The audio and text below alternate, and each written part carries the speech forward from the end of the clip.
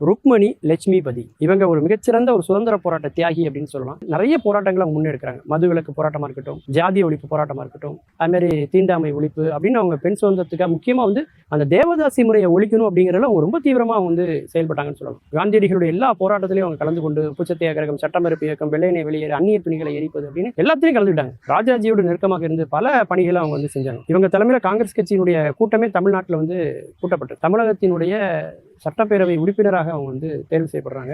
அது மட்டும் இல்லாம துணை சபாநாயகராகவும் பதவி பெற்றாங்க அவங்க. அப்படி ஒரு அடிப்படையிலிருந்து அவர்கள் தேச உணர்வால் உந்தப்பட்டு நாட்டு விடுதலைக்காக பல போராட்டங்கள் செய்து பல முறை சிறைச்சாலைகளுக்கு சென்று பெரிய புரட்சிகளை செஞ்சவங்க அவங்க. ஏன்னா அவங்க காலகட்டத்திலே வந்து ஒரு 32 வயதான ஒரு 19 வயது பெண் திருமணம் செய்யறாங்கன்னா எவ்வளவு ஒரு வயது வித்தியாசம் இருக்கு பாருங்க. அந்த திருமணத்தை அன்னைக்கு விமர்சனம் செய்யாத ஆளே கிடையாது. அப்படி மிகப்பெரிய கண்டனம் எல்லாம் தன் வாழ்க்கையில் எல்லாராலும் இருந்தாலும் கூட தனிப்பட்ட வாழ்க்கையிலும் சரி பொது வாழ்க்கையிலும் ஈடுபட்டு தனக்கென ஒரு தனி முத்திரையை பதித்தவங்க அவங்க.